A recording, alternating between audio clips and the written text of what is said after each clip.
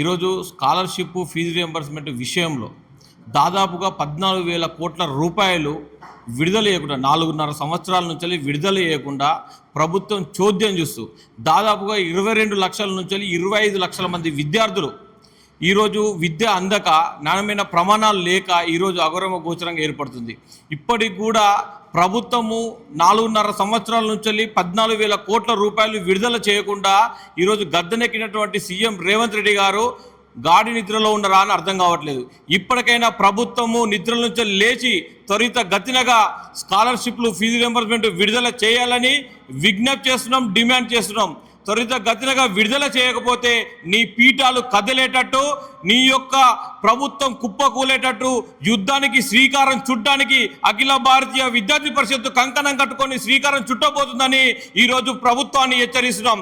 ఇప్పటికైనా నీ యొక్క మొద్దు నిద్ర నుంచి లేవకపోతే నీ ప్రజాప్రతినిధులు నువ్వు కానీ రోడ్ల మీద తిరుగుతే చెప్పులతోటి ప్రజలు కానీ విద్యార్థులు తరిమి కొడతారని చెప్పి అఖిల భారతీయ విద్యార్థి పరిషత్ నుంచి మిమ్మల్ని హెచ్చరిస్తున్నాం. ఖబర్దార్ రేవంత్ రెడ్డి. తెలంగాణలో రేవంత్ రెడ్డి అసలు విద్యాశాఖ లేకపోవడం కారణం ఈరోజు నాణ్యమైన విద్య చదువుకోలేదు. ఈ యొక్క ఎడ్యుకేషన్ సిస్టమ్ మీద ఒక అవగాహన రాహిత్యం ఉన్నటువంటి మంత్రిగా, ఎడ్యుకేషన్ మంత్రిగా ఉండడం అనేది చాలా సిగ్గుచేటు ఈ ప్రభుత్వాన్ని కానీ రేవంత్ రెడ్డి కానీ. ఇప్పటికైనా నీవు అనర్హుడు అని చెప్పి ఈరోజు విద్యార్థి లోకం భావిస్తుంది విద్యా కమిషన్ మంత్రిగా ఉండడం.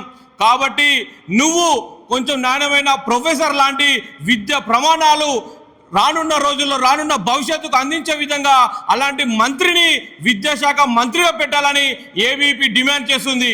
అంతేకాకుండా కేవలము నీ యొక్క శంకుస్థాపనలకే మాత్రమే, ఫోటోలకు మాత్రమే నువ్వు పరిమితం అవుతున్నావు. నువ్వు ఒక సెలబ్రిటీవి తప్ప ఈరోజు ప్రజాప్రతినిధి కావని ఈరోజు ఏబీపీ భావిస్తుంది.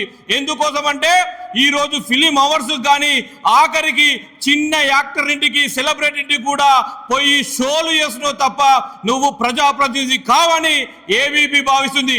ఇప్పటికైనా నీలో మార్పు రాకపోతే నిన్ను రోడ్ల మీద కూడా తిరగనీయం. ఖబర్దార్ రేవంత్ రెడ్డి అని ఏబీపీ నుండి తెలియజేస్తున్నాం.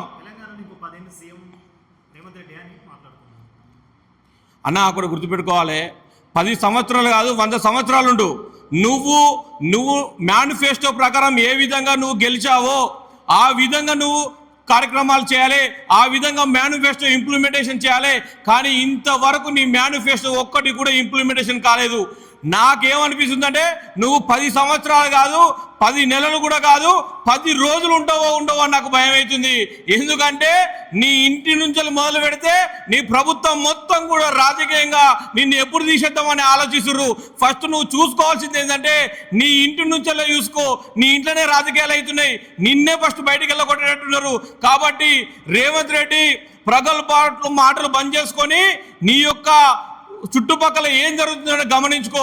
ఇప్పటికి కూడా విద్యా ప్రమాణాలు ఈరోజు విశ్వవిద్యాలయాలు సంక్షోభంలో నిర్లక్ష్యంతో కొట్టుమిట్టాడుతున్నాయి. కాబట్టి నిన్ను ఏ విధంగా అయితే గద్దెనెక్కినవో ఆయటువంటి విషయాలన్నిటి మీద నువ్వు ఆలోచించాలని చెప్పి పునరాలోచించాలని ఈరోజు ఏబీపీ డిమాండ్ చేస్తుంది. విద్యార్థులకు 150 కోట్లు స్కాలర్షిప్ రిలీజ్ చేసినామని చెప్తున్నారు. అసలు మీరు ఏం చేయలేదని మాట్లాడుతున్నారు. దీని మీద నీ అభిప్రాయం? అరే అన్న, దాదాపు 48,000 ఇన్స్టిట్యూషన్స్ ఉన్నాయి. దానిలో చూసుకున్నట్టయితే మనం ఇక్కడ ఉన్నటువంటి ఇన్స్టిట్యూషన్లో 41,000 ఇన్స్టిట్యూషన్లు స్కూల్లో వదిలిపెట్టండి. అరే దాదాపు కొన్ని ఇన్స్టిట్యూషన్లు వదిలిపెట్టి దాదాపు 3-4 వేల ఇన్స్టిట్యూషన్లలో ఈరోజు దారిద్ర్య రేఖకు దిగువన ఉన్నటువంటి పేద మధ్యతరగతి బడుగు బలహీన వర్గాల విద్యార్థులు చదువుతున్నారు. దాంతోపాటు విశ్వవిద్యాలయాల్లో విద్యార్థులు చదువుతున్నారు. మెరిట్ ఆధారంగా సీట్లు పొంది కోటి మహిళా యూనివర్సిటీలో కానీ, ఉస్మాన్ యూనివర్సిటీలో కానీ, కాకతీయ యూనివర్సిటీలో కానీ, జేఎన్టీ యూనివర్సిటీలో కానీ, మహాత్మా గాంధీ యూనివర్సిటీలో కానీ, తెలంగాణ యూనివర్సిటీలో కానీ ఎక్కడ ఏ విద్యార్థికి స్కాలర్షిప్ అందిందయ్యా? నీ మాటలు బంద్ చేసుకో. నువ్వు ఒక ప్రజాప్రతినిధి, డిప్యూటీ సీఎం ఉన్నావు, ఒక హోదాతోటి నువ్వు మాట్లాడాలి.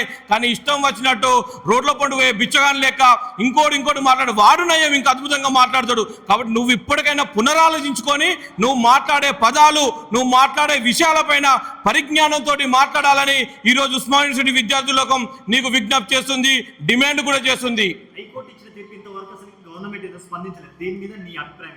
హైకోర్టు మధ్యంతర ఉత్తర్వులు ఇచ్చింది.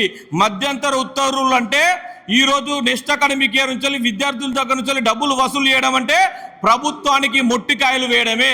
అదేదో విద్యార్థులు అన్యాయం చేసినట్టు కాదు. ఒక 3 సార్ల హైకోర్టు, గౌరవ హైకోర్టు మీ యొక్క ప్రభుత్వం ఎక్స్ప్లెనేషన్ ఇవ్వండి అంటే ఇవ్వలేని దీన స్థితిలో ఉండి చదువు రాని వ్యక్తులు అంత దద్దమ్మలు అందరూ కూడా అందులో ఉండడం వల్ల గౌరవ హైకోర్టుకి ఏమి అర్థం కాక ఈరోజు ఇవ్వకపోవడం వల్ల మధ్యంతర ఉత్తర్వులు ఇచ్చింది. ఏప్రిల్ 30 తారీఖున ఉంది.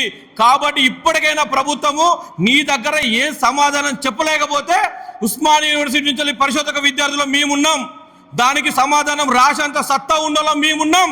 మమ్మల్ని పిలవండి, దానికి సమాధానం ఏం రాయాలో మేము రాసిస్తాం, అప్పుడైనా మీరు అప్పీల్ చేసుకోండి అని చెప్పి ఈ ప్రభుత్వాన్ని మేము డిమాండ్ చేస్తున్నాం, విజ్ఞప్తి చేస్తున్నాం.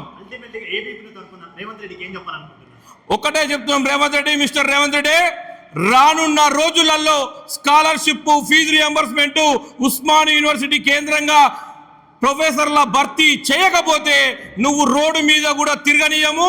రానున్న రోజులలో నువ్వు బయటికి కూడా అడుగు పెట్టకుండా తరిమి కొడతామని, నీతో నీ ప్రభుత్వం పైన యుద్ధానికి శ్రీకారం చుట్టబోతున్నామని ఖబర్దార్ రేవంత్ రెడ్డి అని తెలియజేస్తున్నాం.